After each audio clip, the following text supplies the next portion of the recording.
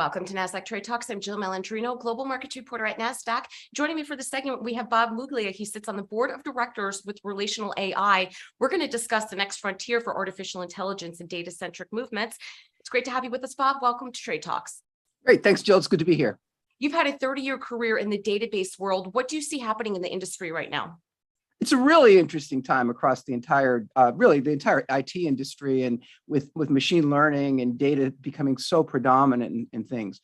What we've seen over the last few years is organizations of all sizes, thousands and thousands of organizations have succeeded in building a new generation of analytic solutions, being able to make information available to their end users by moving to the cloud and adopting the new analytic solutions that are available with cloud-based technologies, particularly because of solutions such as Snowflake, Google BigQuery, products out there that allow companies to work at all sizes and work with data of all sizes and all types.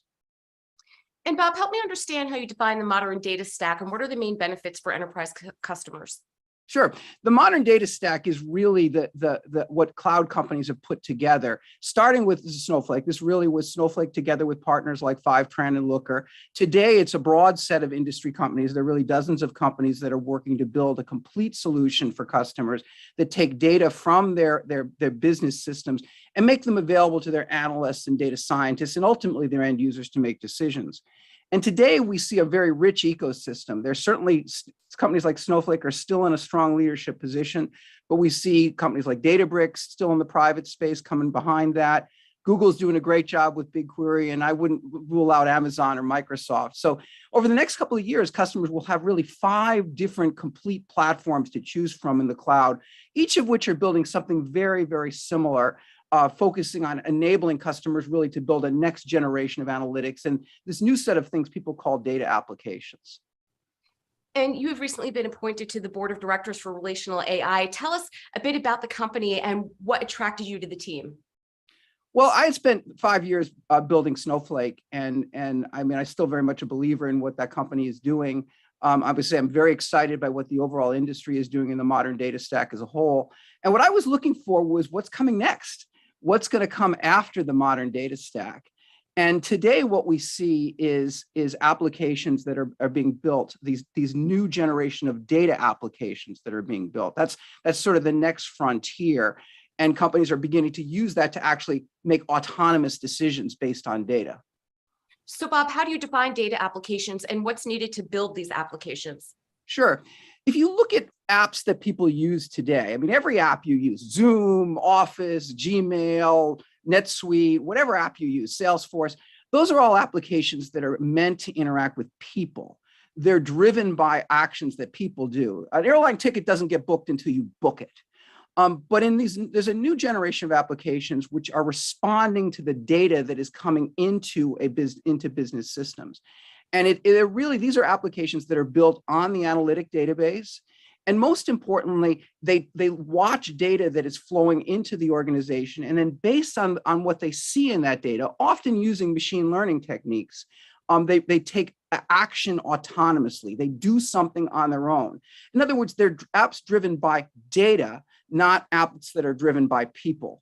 So this is a very different type of application. Today, we see companies like Snowflake. They just made a bunch of announcements on this week at their annual summit conference, making it easy for people to build data apps. Certainly, companies like Databricks have done that for a number of years. They've been focused on the data science associated with that.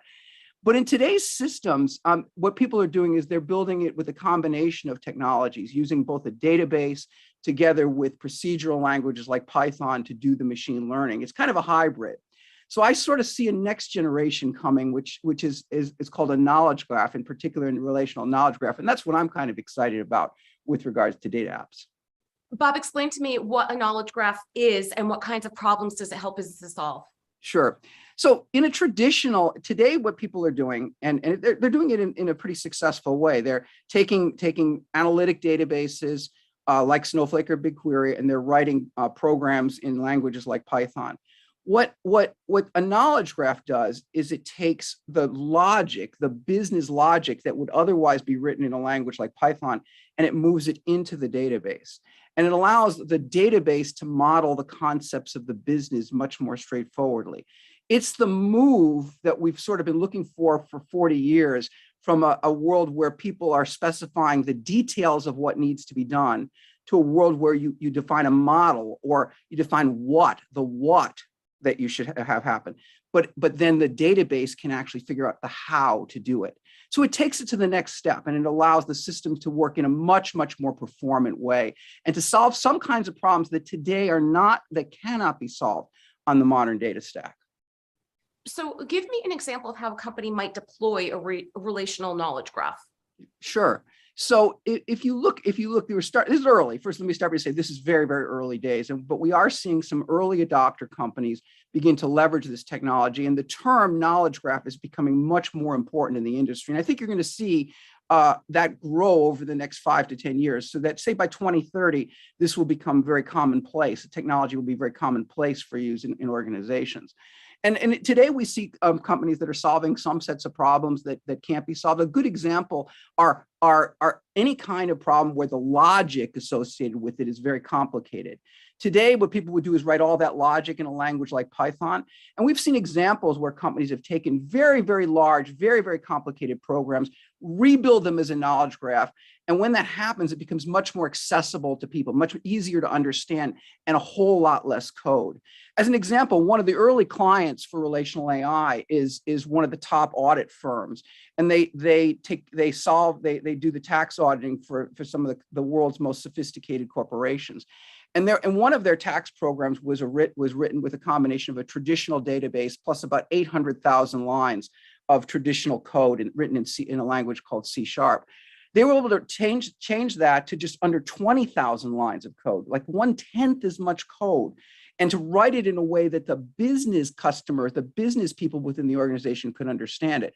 The result is something that runs much faster, it runs more efficiently, and more importantly, it's correct. It's much more correct because people can understand it, because it's phrased in a way, in a set of business terms that can be understood by business analysts, versus being something that has to be understood only by developers.